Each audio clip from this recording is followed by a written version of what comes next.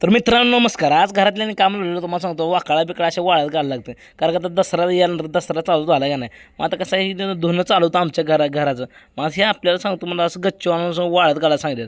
ते म्हणले कधी काम करत नाही, तो आज काम केल्याशिवाय कुठं जायचं नाही. मग तुम्हाला गल्लीतले आणि तुम्हाला सांगतो सगळी धुणं बिणं सगळ्याचं धुणं पाणी चालू आहे. आणि तुमच्या घरी धुणं पाणी काय चालू का नाही हे बी कमेंटमध्ये सांगा.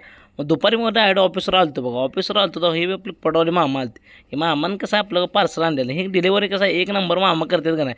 त्यामुळं काय विषयच नाही. त्यामुळे कसं आपलं पार्सल कसं एक नंबर येते का, सेफ्टी येते का नाही. हे आपलं पार्सल आलं.